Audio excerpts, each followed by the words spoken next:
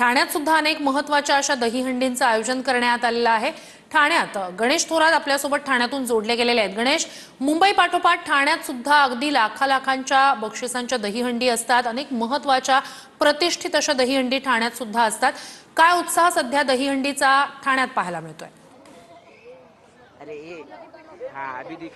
नक्कीच मोठ्या प्रमाणात बालगोपाल जे आहे ते ठाण्यामध्ये यायला सुरुवात झालेली आहे हंडी फोडण्यासाठी। पाहायला गेलं तर आपण सध्या संकल्प प्रशांत माजी आमदार शिवसेनेचे रवींद्र फाटक यांच्या दहीहंडीच्या इथं आहोत आणि याच ठिकाणी मोठ्या प्रमाणात आयोजन करण्यात आले आहे। आणि याच ठिकाणी मुंबईपासून ठाण्यापासून सर्वच हे बालगोपाल जे ते या ठिकाणी आता नोंदणी करायला सुरुवात केलेली आहे। मोठ्या आनंदाचा उत्साहाचं वातावरण या ठाण्यामध्ये आपल्याला पाहायला मिळते। पाहायला गेलं तर 20 वर्ष या संकल्प प्रशासनाला झालेलं आहे आणि पाहायला गेलं तर मोठ्या प्रमाणात अनेक कलाकार असतील, राजकीय नेते या दहीहंडी पथका ठिकाणी येत असतात आणि या मोठ्या उत्साहाचं वातावरण या ठिकाणी पाहायला मिळतं। सध्या तरी सकाळची वेळ झाली, अनेक गोविंदा पथकं जे या ठिकाणी आपली नोंदणी नोंदवत आहे। 200हून अधिक पथक या ठिकाणी आता आपली हजेरी लावलेली आहेत। पाहिलं तर 3 हंड्या या ठिकाणी जे मानाच्या हंड्या ठेवण्यात आलेल्या आहेत, एक महिलांसाठी, एक ठाणेकरांसाठी आणि एक मुंबईकरांसाठी, अशा प्रकारची हंडी या ठिकाणी ठेवण्यात आलेली आहेत। लाखो रुपयाचे बक्षीस असणारे, रेकॉर्ड ब्रेक जो करणार त्यांना 21 लाख आहे तर 9 थरांना एक 11 लाखाचं पारितोषिक या ठिकाणी दिलं जाणार आहे। पाहिलं तर गेलं तर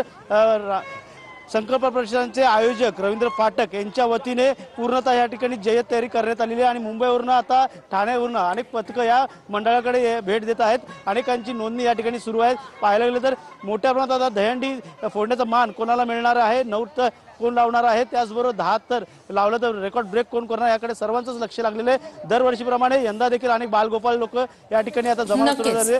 गेले 2 ते 3 महिने हे सर्व मंडळ जे आहेत या ठिकाणी पथक जे आहे ते सराव करत असतात आणि नक्कीच गणेश।